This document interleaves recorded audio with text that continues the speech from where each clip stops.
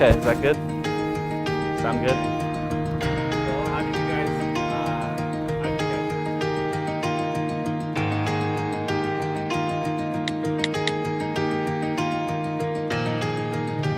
Shy and I met at the place where she worked at Brad's Food Hut. I worked at Brad's Food Hut, and it was my last day.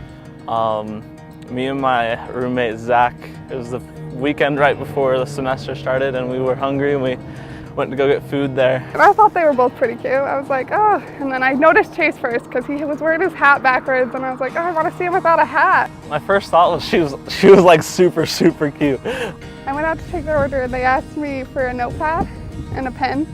And so she gave it to us and she left.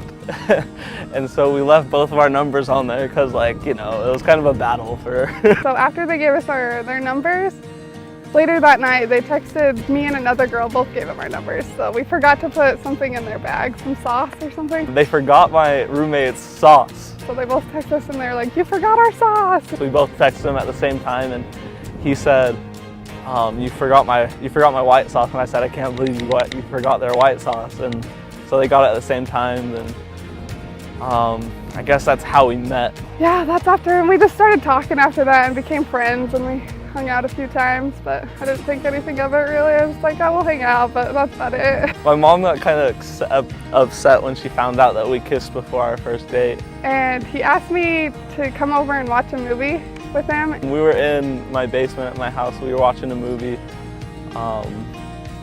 and we were just sitting on the couch and sitting with each other, just cuddling, and just felt right, felt like she wanted it. We kissed that night, and then the next day he asked me on like an actual date. But after that, it was really hard for me to know when to tell her that I loved her, because I wanted to tell her for just right then. He was going to New York for a trip with his siblings and his dad to watch basketball. And right before I left, about 4 or 5 days before I left, we were just laying down, and told her I was going to miss her when I left. And I told her that it was actually really scary for some reason, but I told her I loved her. And he had actually told me he loved me, and I was kind of scared. I was like, oh no. And she hugged me, and she didn't tell it back for a few days. Then I like sat on it for 2 days, and I realized I had loved him too. It felt like forever that she didn't say it back.